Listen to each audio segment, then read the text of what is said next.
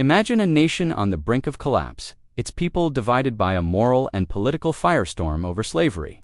At the helm stands James Buchanan, a man who believed he could hold the Union together with compromise and caution. Yet his every decision seemed to fan the flames of discord. Picture a president alone in the White House, wrestling with a fractured country, his heart torn between loyalty to the Constitution and the growing cries for justice. His story is one of ambition, miscalculation, and a desperate hope to preserve. A nation sliding toward civil war, a tragedy of leadership that still echoes in the shadows of American history. James Buchanan, the 15th President of the United States, served from March 4, 1857, to March 4, 1861. His presidency is often criticized for its failure to address the escalating sectional tensions that led to the Civil War.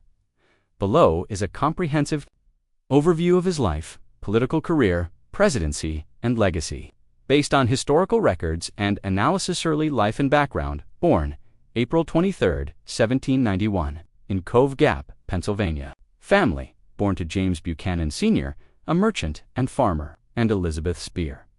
He was the second of 11 children in a Scots-Irish Presbyterian family. Education: graduated from Dickinson College in 1809, where he studied law and was admitted to the Pennsylvania bar in 1812. Personal life: never married, making him the only bachelor president in U.S. history. He lived with his niece, Harriet Lane, who served as First Lady during his presidency. His personal life, including speculation about his relationship with Senator William Rufus King, has been a subject of historical debate, though no definitive evidence confirms these speculations.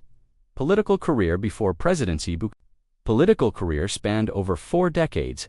Pennsylvania State Legislature, 1814-1816, served in the Pennsylvania House of Representatives, aligning with the Federalist Party early on before switching to the Democratic Party.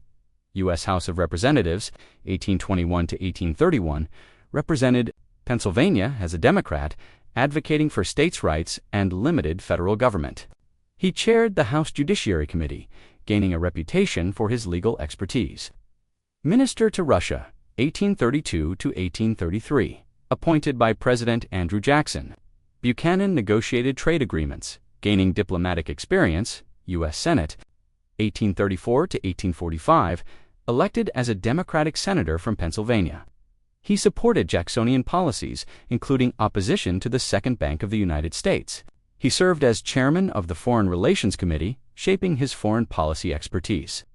Secretary of State, 1845 to 1849, under President James K. Polk, Buchanan played a key role in the Oregon Treaty, 1846, with Britain, establishing the 49th parallel as the U.S.-Canada border, and supported the Mexican-American War, though he clashed with Polk over strategy.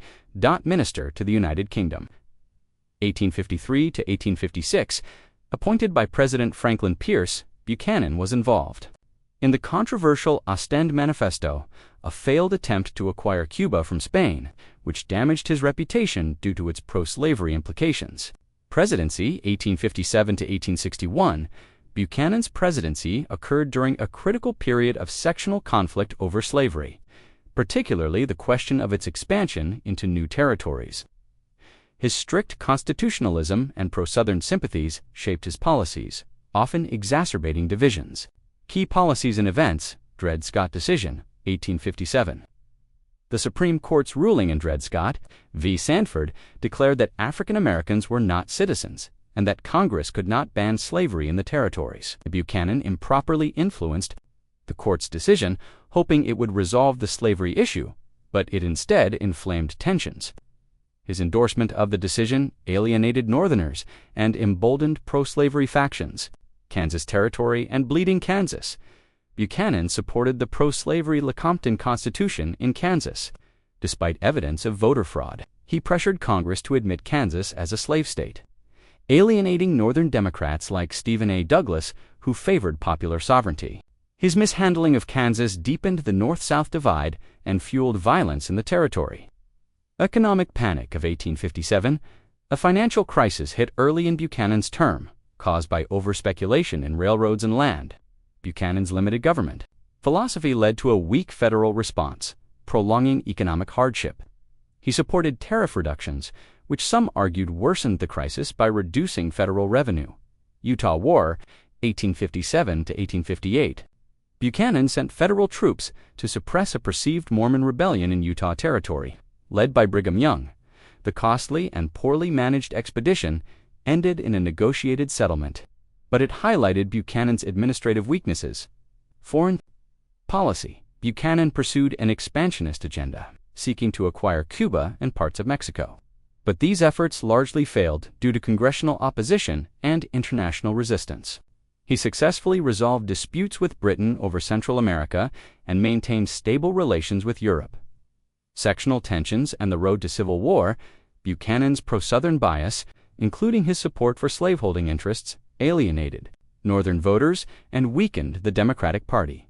His inaction during the secession crisis following Abraham Lincoln's election in 1860 was particularly damaging. He declared secession illegal, but argued the federal government lacked authority to stop it, leaving Southern states to secede without resistance. He attempted to reinforce Fort Sumter in South Carolina, but failed to act decisively.